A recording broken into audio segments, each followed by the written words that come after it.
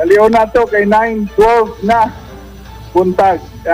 Unang-una sa atong Vice Mayor Wick Wickoy, Councilors present, Michelle Sweet, Marlene Yang, Ayan Uy, Randy Ong, puro naman insik ni. Ramil Imbo or Ong.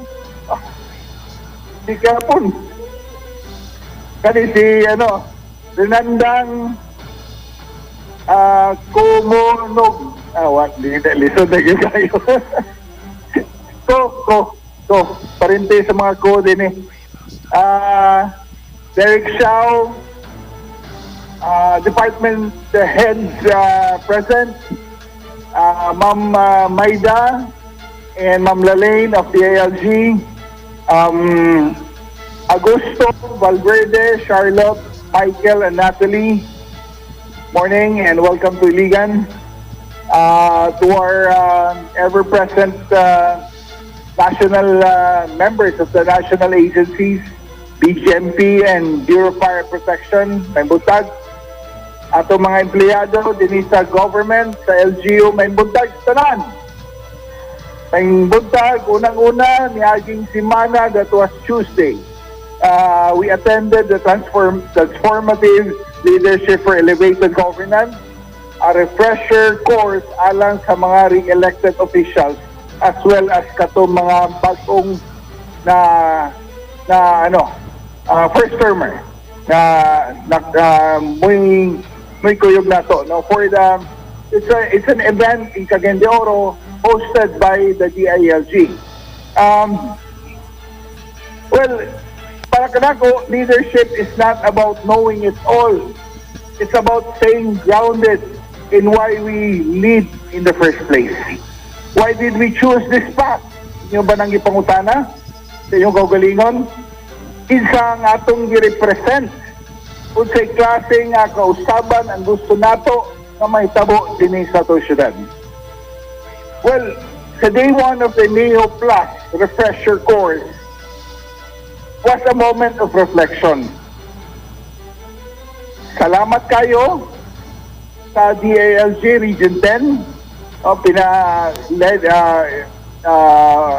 especially our RD, Regional Director nga si Bruce Culaw, at taga-Luga Etra.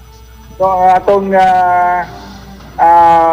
siyempre, si Ma'am Maida, si Ma'am Lalaine, so, ang Local Government Academy for reminding us of our deeper na itong question, why? We were challenged to look at our local governance canvas, not just as a document, but as a living vision that we want our cities and municipalities to become.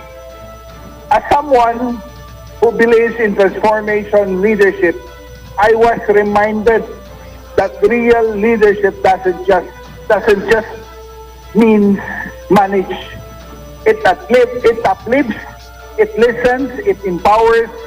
It's about making people feel seen, heard, and served.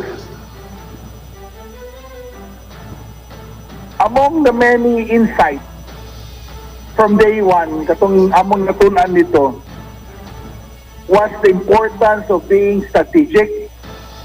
Kinahanglan kabalo ta mo collaborate and mo adapt. These are the 3 reminders that stood out, no, from the first day when I was there.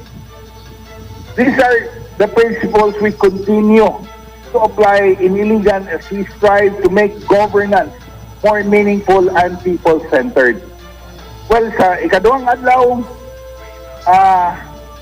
the rest of the gang, or the rest of the members, the team, stayed behind. Pasalamat ko ni Vice Mayor Wick Wickoy na walay isa sa members sa council ang absent. Present tanan. Pagpaka na to ang 19 council sa inyong suporta, inyong presensya dito sa maong event. Well, we had a good time, especially after session. Man ang Bibo after session. Nagbanding ang grupo dito sa Cagayan. Well, kami na lang anak kay lisod kayo amo pag-ipabalood sa among gibuhat dito sa Cagayan. Basta ang importante, no, kauban namo si Bernie Padilla. Pwede nag-guide ka namo.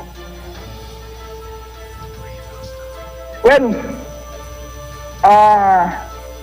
sa ikaduhang adlaw, nanghit ko sa grupo, yung kinala ko Malargad, Manila. Okay, ang Iligan City, ni Daog, we won big actually sa Break All Chains Awards 2025.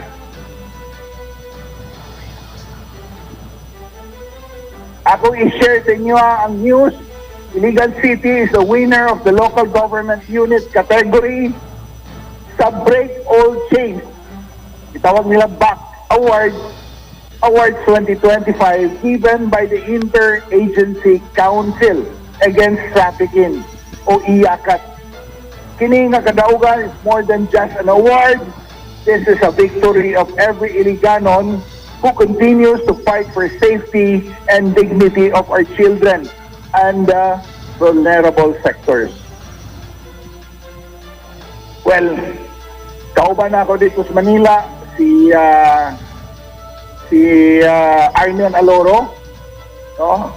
Siya man gud ang focal person sa DSWD. Kaniya CSWD kaniya to before she was assigned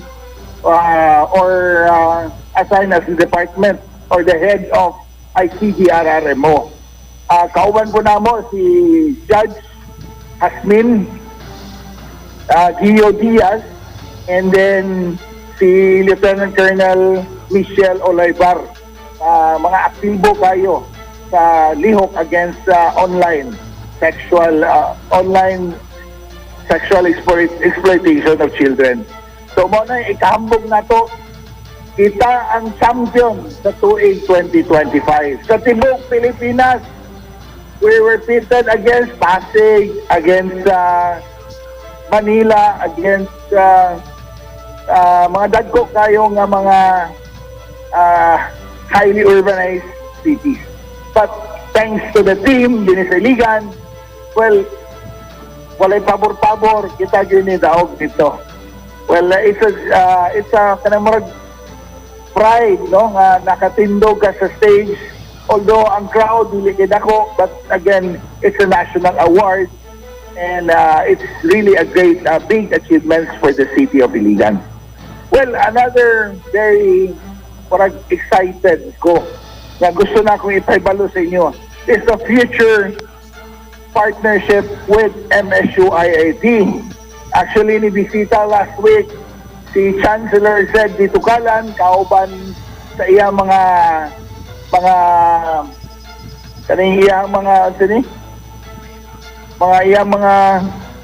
vice chancellors. O ako lang istorya kaninyo, ako lang ipabalo kaninyo o sa among na-take up. Number one is that Iligan as a hub for innovation and industry.